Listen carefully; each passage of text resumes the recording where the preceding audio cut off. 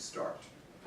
Okay, you guys have a general idea about what Head Start's about? If not, then Anne's going to tell you. Some of you all, we have 10 of you who are signed up to work with Head Start in a rural part of the New River Valley.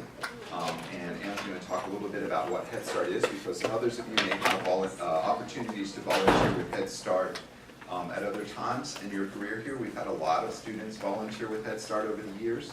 She's going to talk to you today about Head Start's mission, and I'm going to pass some brochures on Head Start out. I don't know if we have 130 of these here, but we'll get as many out as we can. You guys might need to share and then decide at the end of the class who really wants one.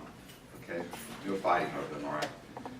So without further ado, I'm going to turn this over to Anne, and then we're going to be joined later by Courtney Gross, who is a faculty here on campus, who's actually she's the one who's organizing the kind of campus group that goes out to Head Start and back, and she'll be telling you a little bit more about the campus program that's supporting Head Start out in Narrows. It's Narrows, right?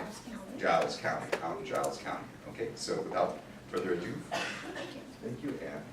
Hi, like Matthew said, I'm Ann Farris. I work for Head Start. I did graduate from Virginia Tech, so we'll see how good your math is, because I'm not going to tell you how old I am. But I graduated from Virginia Tech, moved away for about 30 years, and then moved back about 10 years ago. So that might tell you a little bit about how old I am. I'm thrilled to be here. This is the beginning of what I hope to be a future collaboration between this class and Head Start. I understand that you're required or suggested to do some type of a community experience along with this class. So I know that 10 of you selected to do the Head Start option. So I'm going to give you a little overview about what is Head Start, and then I'm going to give you the orientation of what you would need to know to work with our Head Start program. So Head Start is a federally funded preschool experience for children. Head Start itself serves children who are 3 and 4 years of age and their families. You may hear something called Early Head Start. Our program itself does not have Early Head Start. That's pre-birth up to age 3. However, there is Early Head Start in the New River Valley, but that's done by an organization called TAP, which is located in Roanoke. Everywhere where you see a Head Start is not a standalone agency. We are funded strictly through a grant from the federal government, and our grant is held by New River Community Action, which is located in Radford, but has lots of community service projects with it. And if you're interested in something that has to do with housing or the homeless, tax preparation, emergency food pantries, that type of thing, we have all of that also as part of our agency, and I'd be glad to give you contact numbers for that. It's also on the back of the Head Start brochure. So Head Start itself was started in the 1960s by President Johnson when he declared a war on poverty. There's not very many of those programs left today, but Head Start is still here. And the only reason we're here is because Congress has to authorize our existence every 6 years. And so they say, yes, Head Start is a really good program, we reauthorize you, but they don't give us the money then. We're tied into that wicked budget cycle that's happening right now. So we have to wait and get our funding every time all the other federal agencies get their funding. But in our program, we find that the money that we get from the federal government is an adequate amount. Would we like to have more? Would any program like to have more? Yes. But we surely hope there's not a lot of cuts coming in this budget cycle. But actually right here in New River Valley, our program, like I said, focuses on 3 and 4 year olds. Some children will turn 5 as they enter into their kindergarten years. The difference between Head Start and what you see as the state preschool is what's called Virginia Preschool Initiative. And a lot of your other preschools that you see out in the community is that Head Start started as a program that focused on families and had a child component. It has evolved into more or less focusing on the whole child, meaning we look at the families and we look at the child. Because we think for a child to be successful, then we need to help that family be successful. And the children that are eligible to be part of our program are children that have been identified with some type of a risk factor. A risk factor could be mom and dad both work full-time, but they have minimum wage jobs, hard to make the ends meet. So we have a income guidelines, 100% of poverty or below. Then you might have other risk factors. Again, we're going to look at your income, but it could be that you've got lots of health issues going on with the child or with other people in their families. It could be a teenage mom. It could be a foster child. It could be a homeless family. It could be other siblings in the family have some type of issues that have been identified. But we look at the overall picture for that child and their family. We assign them points. And then we accept them with children who have the most need, meaning they have the most points. It's a blind acceptance. We don't know the names of the children that we're accepting. It's based on points. So let me tell you what our program actually is. Here in the New River Valley, we serve 319 children. We have 101 children on our waiting list. Would we like to serve more? Yes, we would. In that, we serve Giles County, which is, if you're looking at Blacksburg, Giles County is to the west, and that's where the people here who sign up will go to Giles County. We service Montgomery County. Tech is in Montgomery County. We service Pulaski County, which is a little bit south of here. We service Floyd County, which is, if you like country music, that's a really good place to go. That's a little bit east of here. And we service the city of Radford. So we have 5 jurisdictions. Within those jurisdictions, and for our children, we have 19 classrooms, from serving as many as 4 children. That's a classroom that's in an elementary school in Parisburg, which is in Giles County, to classrooms that stand alone in buildings that we have 20 children in some of our classrooms. We have other classrooms that are in local elementary schools. Each of our classrooms have 2 teachers. Our teachers have bachelor's degrees in early education, and then they have an assistant teacher assigned to that classroom that has an associate's degree in early childhood education. Each of those centers also have, to look at that whole picture of the family, have what's called a family health advocate, and some of you are really interested in social services. That's like our social worker. That person's job is to look at the health and well-being of that child and their family. What services does that family need? So we also have on staff center aides. Those are our people that help prepare the food, maybe bus drivers if we provide transportation, which we do in Giles County because it's a very rural area, hard for parents to transport children because there is no public transportation in Giles County. We also then have a next layer up. So we have what's called, myself, an education specialist. There's 2 of us. We have a mental health and disability specialist. We have a family community partnership specialist. We have, trying to think who else is on my floor. We have a director, and then we have some other just support people, data people, because everything that Head Start is focusing on must be data-driven. We have to be research-based, data-driven. And to be perfectly honest, when I went to school years and years ago, I did not learn a lot about data. So I've had to, it's been a learning curve, but we do have specialists on staff that help us do that. So with our program, we have some children that come part day. Most of those are little 3-year-olds. They may come 4 mornings a week, and then other children come 5 full days. It's based on the needs of the child and the family. So it's called Head Start. What we're trying to do is work with children and their families to get them ready for school and success in life. If you look at a lot of data, you might say, well, Head Start children aren't always scoring at the ready level for kindergarten when they start kindergarten. So my challenge to everybody is look at where they started. Because we do assessments on our children 3 times a year, and if you look at where they started, a lot of our children aren't even in their developmental range for their age when they start.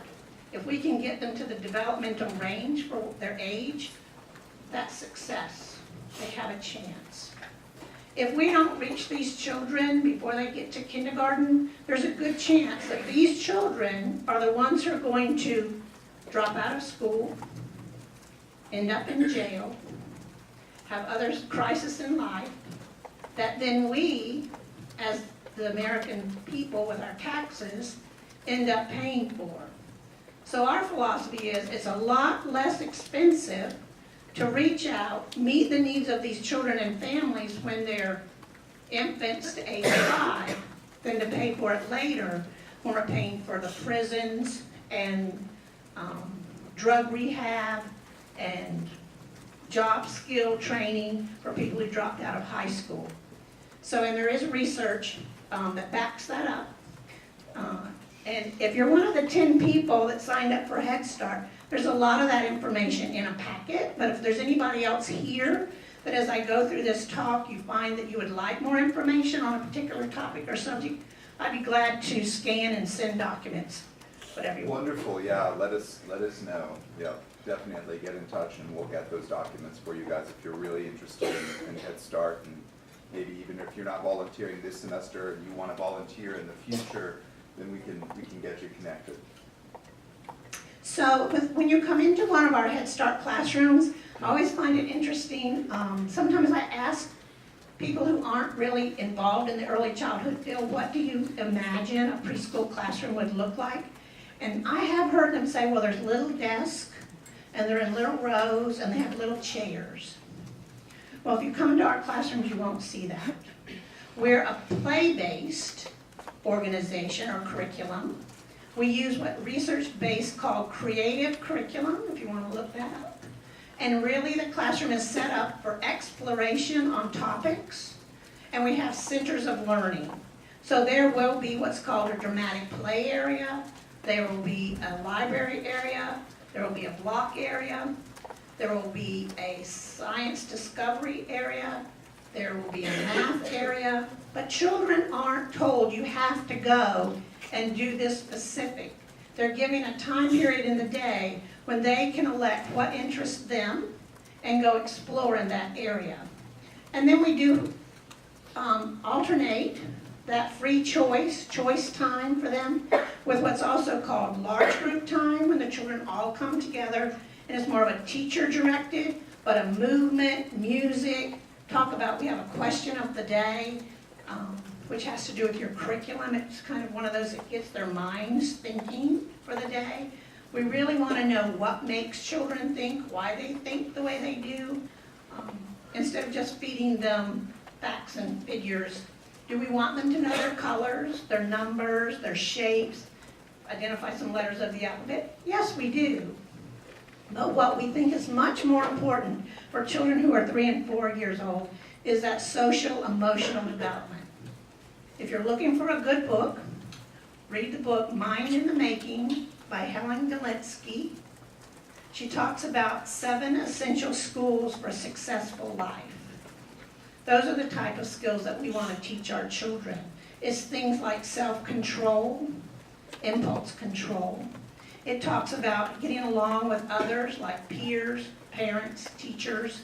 It talks about the wanting to learn, that curiosity that you want to learn. There are 7 of those skills. I'm not going to go over them right now, but that's a really great book, and that's more about why you need social emotional skills in place so that a child can learn the academic skills that we want them to have. Also within our curriculum, we find that a lot of our children come to us needing some type of social emotional skills. They all do. Even all of us when we were 3 and 4, we think we want to teach academic skills, but we also have to teach social emotional skills. You say, if you want to learn your colors, we'll teach you. If you want to learn your shapes, we'll teach you. If you want to learn your alphabet, we'll teach you. What about if you want to get along with your best friend Sam, and the only thing you know to do is punch him to get his attention? We need to teach you those skills. We need to teach the social emotional skills that children need to know. So that's one of the things that we do. And we have a supplementary program called Owls Pals. So it has little puppets that come out and they talk to the children about social emotional, and then that's tied into a parenting curriculum, because we also know that parents are the children's first teachers. We can have the children at school for 6 hours a day, but when they go home, what do they have? So we have a parent curriculum that we need to give the parents the skills. Head Start these days, I know that was, at one point in time, you had in-home teachers that would visit. We used to have a program called Home Visitors. We don't any longer. Head Start 2 years ago restructured, and they put that emphasis on early Head Start. That birth to 3 is where all that home visiting focus is. However, in our program, our teachers are required to do 2 home visits a year and 2 parent-teacher conferences a year. So your classroom teachers are coming to your home twice a year, and then your parents are coming for a conference twice a year. Then our family health advocate that's connected to each of those families does 4 home visits a year. So they're actually getting 6 home visits at a minimum. If there's a family that needs more, we'll give them more. And so those advocates are basically there to help provide referrals to families that might be missing things like... Right, like do they have access to GED classes, if that's a goal for that, one of those parents. For the parents, right? If they Right. haven't, the Do parents they haven't have finished. access to, how do they know where the local food banks are? Or even how to get there if they don't have transportation? Do they know how to access housing? If they, all of a sudden, something happened and they can't pay their rent this month, what is there to support them till they can get back on their feet? And then we help them, how do you get back on your feet? We're not trying to give a handout, we're trying to give a hand up kind of approach. And we try to take a 2-generation approach, because we're not working with just the children, we're working with their families. And you know, sometimes I come across people in Head Start and they go, oh, that's little Sam. Remember we had his mom in Head Start. And they say it with almost this like, you remember? It's great. And I'm going, that's not great. If we had mom, why do we have Sam? We should help mom navigate life so that Sam might not qualify for us. So how does one qualify for Head Start? Like how does like I don't know if it's different, but where I'm from, we have like, I'm sorry for my speaking about that. That's okay. But I'm getting old. where I'm from, I think Head Start is like in a public school. Like I think it's in the public schools, but I was looking in the brochure and it says on Church Street. So do you guys have a facility that you use, like that's not through a school? Yes. The way that if you see a Head Start that's in a public school, it's because the school applied for the Head Start grant. In our New River Valley, none of our schools applied for Head Start grants. If we're in a school, it's because we've partnered with them and they've like given us space and transportation if we provide the teachers and the children kind of thing. But we do have some standalone in churches. Like the ones here in Blacksburg, the 2 classrooms in Blacksburg at Blacksburg Presbyterian Church. They give us the space for a very nominal rent each year. Yes? Do the Head Start programs go throughout the summer as well? So Most Head Start programs do not go through the summer. Too bad. When Head Start, if you go back and research, the very first Head Start programs started as a summer program. They started as programs for children. Because of the times, because of the money, we don't go through the summer, which is really too bad because that gap between spring and fall, children don't get exposed to the things they get exposed to at Head Start, And then any normal child, any child who has that gap in their learning year will lose some of what they had learned. The only place that we are now starting to do year-round, we just started last summer, is with New River Community College. We are the early learning lab, early learning center, located on New River Community College campus. We're there for college students and then also for other Head Start families. And they do go year-round because they have summer school. Great for them. So Head Start has changed a little bit over the years. You said initially it was a summer program, and then it was a school year program, and initially the programs for parents and stuff like that, that wasn't part of Head Start, was it? It started out as a program more focusing on the parents with a child component. And it's evolved more into let's focus on getting those children ready for school and supporting the family, that two-generation approach. When it first started, it was more like they focus on the family and offer this summertime stuff for the kids. And it's evolved into more of the children need that Head Start, but we also need to support the families. Yes? What type of thing, like skills do you teach the parents to help them? Like, do you help them with like financial? We do. management? We do. We run financial workshops for them. We have people come in that help them know how to do a checkbook, or those are kind of going by the wayside now. So how do you use a credit card? How do you have a bank account? What if you don't have good credit? What are you going to do? We also teach them parenting skills. We teach them how to stretch that dollar at the grocery store. We'll have the extension agent, your cooperative extension service, come in and do a session with parents on how to buy this fresh fruits and foods at the grocery store rather than buying packaged foods all the time. And they'll go, we can't afford that. But if we show them ways, yes, they can eat healthy for their families on a limited budget. Because, sometimes it's what's the cheapest in the, by price tag, but so our children don't always have the most healthy foods, but we serve them breakfast and lunch every day so that we know that they're getting at least 2 good meals a day. Okay. So if you decide to come into our classroom, what would your role be? What could you do in a Head Start classroom? So what we would ask you to do is we would ask you to come in and interact with the children.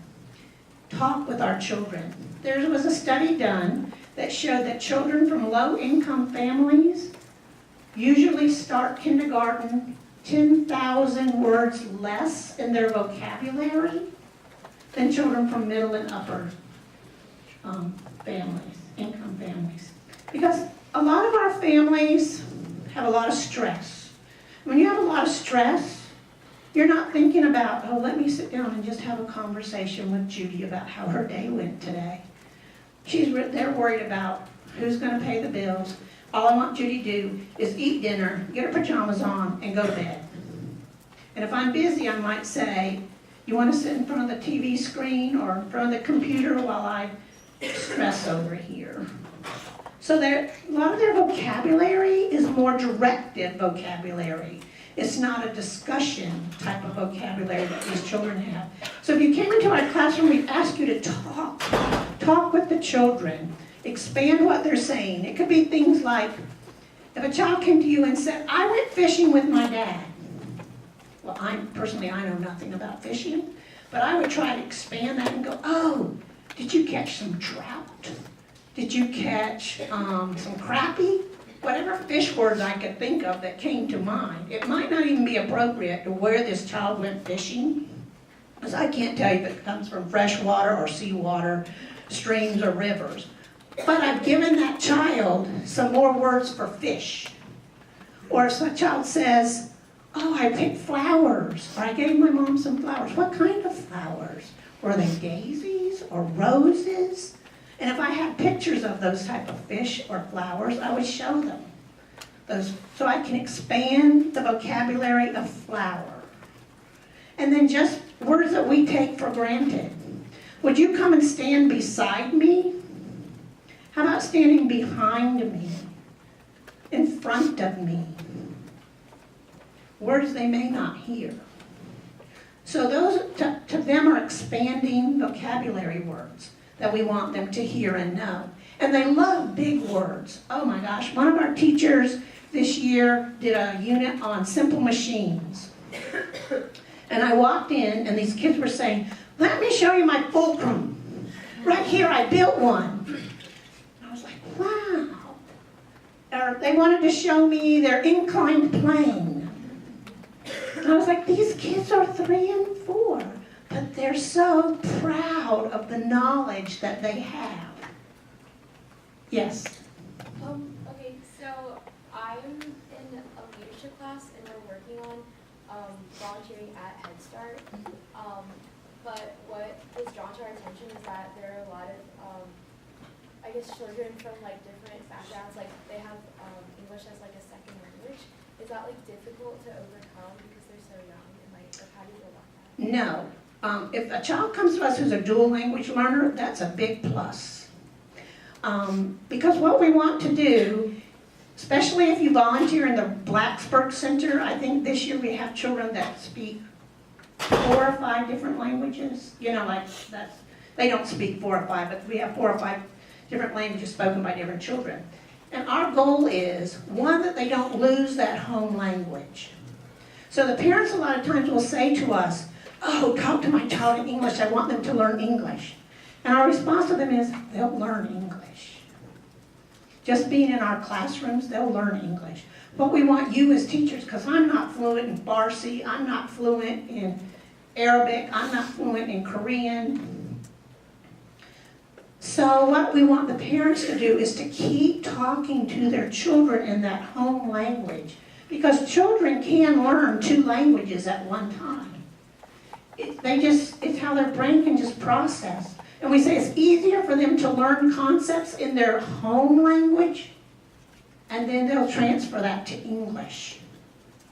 So think about it. We just say, what a wonderful asset you're giving to your child. They're bilingual. And in this modern world, what a fantastic thing to grow up being bilingual. So we stress it's great to be dual language learner, and don't lose that. Any other questions? Okay, so when you come into our classroom, like I said, you would be asked to talk with our children, interact with the children. Children will see you as their best big friend. Because some of our children don't have, especially the men in the room, a lot of our children come from single moms in the families, and so they don't have a great male role model. And so they will automatically start looking up to the men who come into the room, looking for that male role model. They also, some of them are starving for some kind of affection, so they'll want to be near you, that type of thing. We encourage you not to let them climb all over you like a tree. You don't have to, and don't let them hang on your legs, so you have to drag them around the room wherever you're going. But we do want you to kind of create and form a relationship with the children. If you have a talent, bring it. And there's 2 kinds of talents you can bring to our classroom. You all have a major. So think back to what is the very basics of your major. Like I just said, engineering, fulcrums, inclined planes.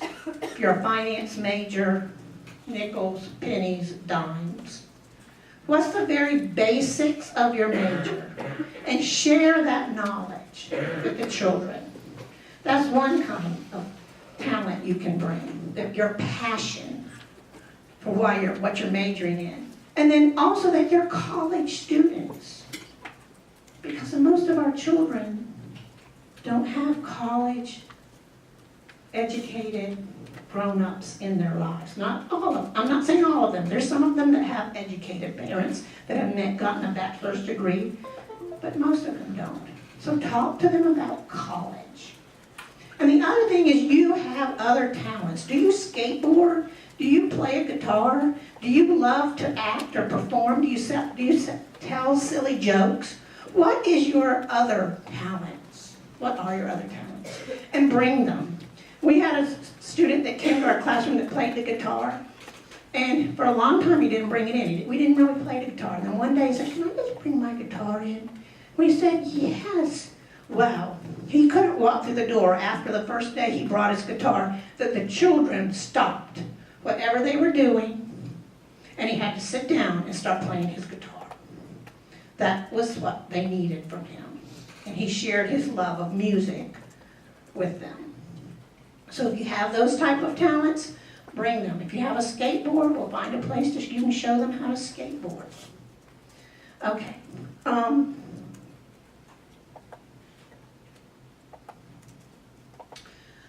When you come into our classroom, if you came to our classroom, don't hesitate to ask our teachers, why are you doing it this way? Or why do you do something this way? Our teachers, if you're in the classroom, they're not going to stop and explain to you why they're doing something in a certain manner or a certain way. But if you question, why is she doing it that way? Ask them. They would love to share their beliefs, philosophy of why they're approaching the education with this individual child in this way. Because we want to individualize what we're doing. We want to be ready for children at whatever level they come to us and meet those needs. And we want to advocate for these children when they leave us, that our schools and our communities are ready to meet these children at the levels that they're at.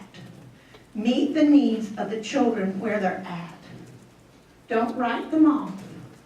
Meet them and their families at where they're at. We also try to then tell our parents that they're their own children's best advocate. You know, we all say schools are advocating for our kids. Well, schools do advocate for our kids, but they might not be advocating for every individual child. And that's a parent's responsibility to advocate for their individual child so that they get the services that they need and that they're recognized for their individuality within that school system. So why would low-income parents not advocate for their children? Good question, because most of them had horrible school experiences. School was not a pleasant place for them. Most of our parents had a negative experience with school. So when we say, oh yeah, just go over there to the school and talk to the principal. Not going in there, not doing that. Or go talk to the kindergarten teacher. She'll tell you all about what they're going, not going over there. Not going to do it. So we have to bridge that. We have to help our parents meet the kindergarten teachers. We have to take our children and show them, this is an elementary school and it's okay. It's a great place.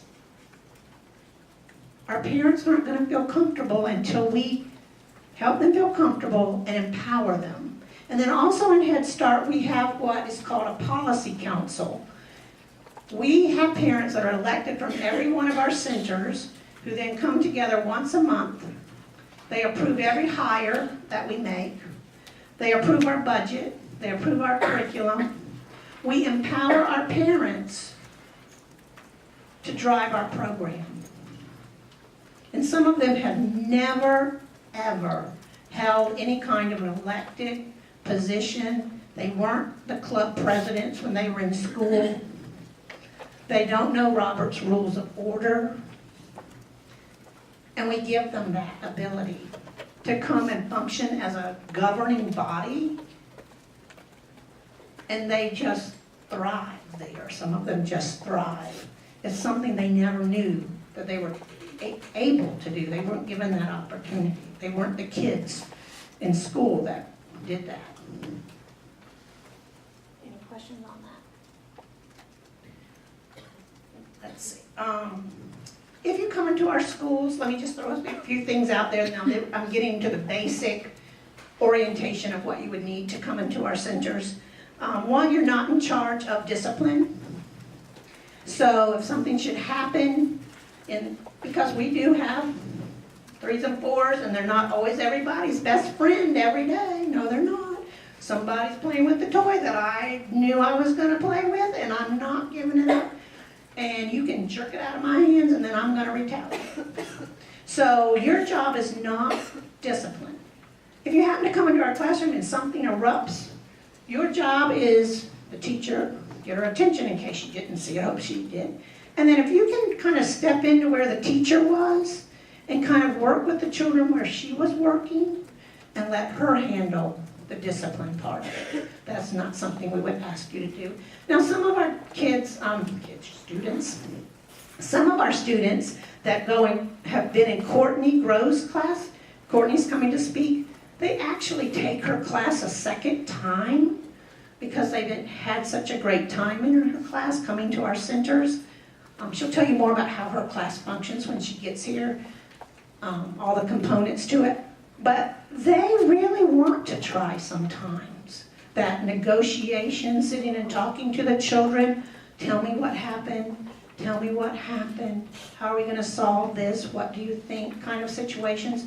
They've watched our teachers do it, and so they want to try. And so at times we'll say, sure, if you want to try, try, if you feel comfortable doing that. In this case, they want to try. Well, like we might say, what do you think would solve this problem? So some problem solving. Some problem solving with the children. It's not us saying, you give that toy back. We're not going to say, give the toy back. We're going to say, well, what do you think? How can we solve this? 9 times out of 10, the child who had the toy taken away from him will give it to the child who took it and say, then can I have a turn? Because they recognize this other child wanted it so bad that they took it. And they'll say, can I have a turn? And then they say, can they have a turn? 9 times out of 10, they'll say, yes, you can. So you guys have an opportunity there to kind of participate in that process or to pay attention to it. Discipline's not on you, and that's the case in every placement we have. There's no placement that you guys will be going to for this class where you're expected to discipline children. But it's really good to pay attention to the strategies that are used because we're getting better and better at ways of, in fact, even calling it discipline is kind of a misnomer these days in a lot of ways, right? We're getting better and better at working skillfully with children where they are to see them learn how to behave. Right. We want to give them those self-management skills and relationship skills. We want to teach them those skills. Okay. And then also, here's some just other things. Dress code. If you come into our center, our dress code is very easy. We're casual. So you can wear jeans, you can wear t-shirts. The only thing, the big thing with us is that you wear closed-toed shoes. And why do I say closed-toed shoes? Because you know what? If I'm 3 or 4, I might just come up and stomp on your foot because I feel like it. Or I might be carrying this big block that's really big for me. Doesn't look too big to you, but it's really big to me, and I get right up to you and I drop it right on your foot. Or we're outside on the playground and you're standing there and your feet look so exciting, I might just ride right over the top of them just to see what it feels like to go boom. Okay? So wear those closed-toed shoes. It'll protect your feet. The other thing we ask is not looking, quote, really professional, but if we're young women, let's watch and not wear sheer blouses, spaghetti straps, those kind of things. We ask that if you do wear jeans, and I'm not putting anybody down, but let's just not have a lot of holes in our jeans. Wear those here in class, wear them on campus. But you never know when somebody from the town might come in that might give us some money. And we gotta try to look a little bit, not our best, but and they won't know if you're a teacher or a tech student when they come in. I do say, when you wear your t-shirt, watch the language or what it says on it. Most of our children can't read, some can, but staff can read. So let's make sure there's nothing inappropriate on our shirts. For the women here, and maybe some of the men, When we get up in the morning, we get dressed, we look really great, we can go to campus, we can sit, we can do all of our regular campus everyday activities. But could you, in what you have on, get down and crawl around underneath tables and not be exposing anything we shouldn't expose? So think about that on the mornings that you would come to our centers, how you dress that day. So if you have to bend over, crawl around on the floor, we're not exposing. And then if you're here in this hot summer, or hot spring, shorts are fine, but they need to be like capri length kind of things. Okay. We are a drug-free, smoke-free environment, so if that's anything of your pleasure, please just don't do it on our property. Cell phones, everybody has a cell phone. We just ask that you turn them off. When you come into our classrooms, don't be on your cell phone. However, we do realize that you may have an emergency. You have a project due with about 5 other people, and you've got to know by 12 noon that day if they've got their part done. So tell the teacher, I've got an emergency call I have to take if it comes in.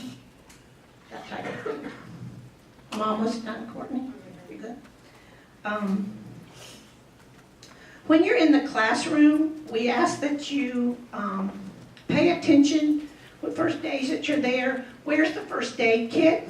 You don't have to really apply. You're not supposed to apply first aid, but just in case. Where's the first aid kit? Where's the fire extinguishers? Pay attention to those kind of things. Let's see. The last thing I'm going to end with, and I just have to do this because it's state requirement, is here's the things that we cannot do in the state of Virginia. It's written in the state code. They're forbidden actions with children. I hope these will turn up in your notes. Forbidden actions with children, okay? So They're forbidden actions stated by the state of Virginia. We cannot have any physical punishment, striking a child roughly, handling them roughly, shaking them. We cannot restrict them by binding them or forcing them to sit in an uncomfortable position or exercise excessively. Okay? We cannot enclose them in a small confined space or any space that they could not exit freely by themselves. That'd be like closets or putting entrapment equipment over like cribs, putting lids on cribs. I don't think we don't have cribs, but we can't have a child do the punishment that we're not allowed to do. Like I can't sit here and say, just hit him upside the head because he's not paying attention. I didn't hit that child. Okay, but I told another child to. We can't separate them from a group so that we can't see and hear them. Go sit in the hallway. If there's no adult working in that hallway, well, first we'd never send them out to the hallway. But we can't tell them to go out there if there's no supervision. We can't withhold food or rest. Since you didn't behave in circle time today, you get no fruit at lunch. And I know you like fruit. Or you didn't pay attention, or you didn't behave on the playground, so when we go in, you're not going to get on your mat. Even though you look really tired, you can't get on your mat for the first 15 minutes. You can't do that. We can't use verbal remarks which are demeaning or abusive. We can't punish them if they have a bathroom accident. They're 3 and 4. We can't punish them by putting on any unpleasant or harmful substances or any other violations that our agency should say is unacceptable. some of those might sound ridiculous to you, but those kinds of things happen out there in the world, in preschools, in daycare centers, and that's why there are laws against them. So, great. So I'm going to stop there. The last thing I want to say real quick is if you're one of the 10 people that you know have signed up, I have a whole packet for you. If you'll just check your name off when you take a packet.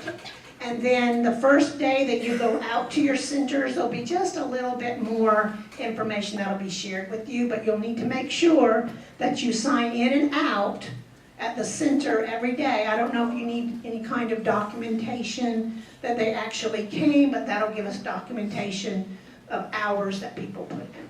We'll get final confirmation that Okay. they've served at least 16 hours. And then every time you come and sign that, it becomes dollars for us, because the federal government lets us count that as in kind. You gave something to our agency, so you're worth dollars. Okay, this is Courtney Groves. She's the instructor for the honors classroom, so I'll let her take over. Hi everyone, like Ann said, my name is Courtney and I actually teach UH 3204, which is an honors service learning course. And I apologize, I have to run to that course here in a little bit across campus. But I wanted to just come so that you could put a face to a name, those of you who have signed up for this opportunity to work at the Head Start centers. And to give you a little bit of information about this course that I teach, it is an honors course, but all students are able to sign up for it. You just have to be force added if you're not in honors. And the honors department has been partnering with Head Start in Giles for 6 years now, a little over 6 years now, doing this class. So every semester we have students working in the two Giles County Head Start centers, and I coordinate between honors and the students and Head Start, as well as teaching the Wednesday evening sessions that we have to kind of reflect about the service work that you're doing in the Head Start centers, and to discuss relevant related themes and topics.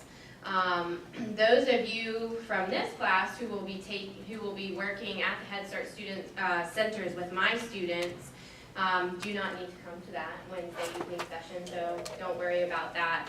I did send out an email to all of those who will be working with us this semester earlier today. So please check to make sure you received an email from me.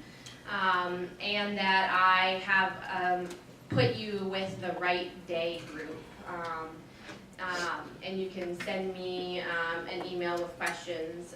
And if you did not get that email, kind of maybe since you have your computer out, you can double check right now and you can kind of flag me down. Be sure to read that email. I have included the students from my class who will be going to the centers the same day you are, so that you can coordinate with them on where to meet, and make sure that everybody's on the same page before the first time you go to the centers.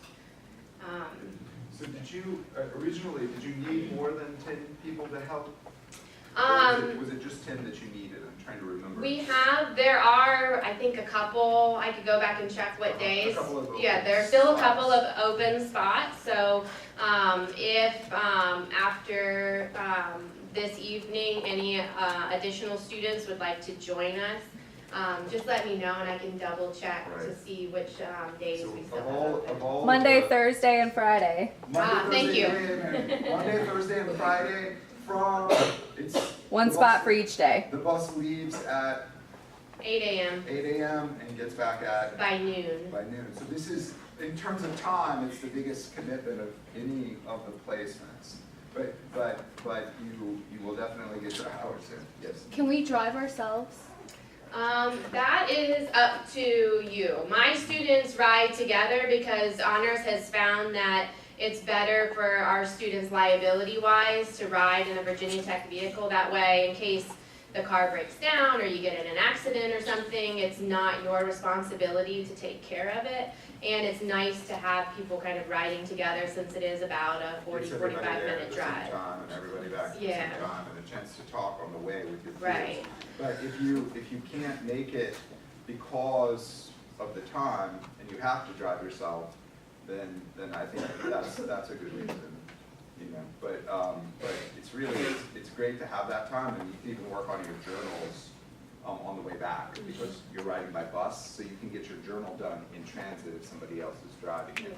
which is a good thing. Yeah, and the students from my course, there's at least 1 or 2 students for each day who have gone through a driver check and orientation process, so they have been cleared to drive the Virginia Tech van that we use. So they would be the only ones driving the vehicle anyway, so you wouldn't have to worry about that. So just to be clear, those of you who are doing this, you're not enrolling in a different course, you're not taking an honors class, but if you do this, if you do this experience or some other experience, and at some point in the future you would like to do this, you can. It's not restricted to just honors students, right? No, it is not. It's just housed in honors because that's where the partnership began with Head Start, but non-honor students are able to take the course. And those of you participating by going to the centers, you will follow all of the kind of requirements of this course, but you will be, riding back and forth with my students and just, making sure that you're doing what Head Start has asked and what is needed. And if they would like to attend the Wednesday night things, do you have room for them? Yeah, you're welcome to come. We meet on Wednesdays from 5:30 to 6:30 in Randolph 209. And that's mainly kind of a debriefing of what's going on and... Yeah, and my students get readings or videos to watch most every week that we then also discuss in those Wednesday evening sessions, and occasionally we have guest lecturers. For example, next week, Wednesday, we will have Dr. Teresa Farris, who is an expert in Appalachian cultural competency. She does a lot of cultural competency training throughout Southwest Virginia about working within Appalachia, which we are, by working in Giles County, you will be working in a part of Appalachia. So she's coming next week to my class, and any of you who are interested in attending can let me know. How many seats do you have there? It's a pretty small classroom. We probably can fit, 30 to 35 students. All right. Yeah. So we haven't talked about extra credit yet this semester, but there are going to be several half-point extra credit opportunities for getting together with people from your groups. And so those of you who are doing the Head Start, if you would like to attend these Wednesday evening classes, talk sessions, workshops, you guys could get a half point of extra credit for going to those. And we'll be posting some other get-togethers that peer mentors are going to be leading, where you guys just a chance to get together and talk about what you're doing at your sites. Each one's worth a half point of extra credit, and these will also count in that way. So we haven't talked about that yet this semester, but I just want to let you know those are good for a half point of extra credit if you can attend them. Does anybody have any other questions for myself or for Anne as well? We can bring her back up. Let's Okay. give them a big hand. So if you're one of the 10, I do need you to come and pick up a packet, and I do need to tell you some forms that need to be filled out. Okay, so if you're one of the 10, make sure you come up and see Anne before you head out. I also have just a couple of quick announcements for you. One, I want to let you know that if you are not doing a service learning placement, instead you've opted for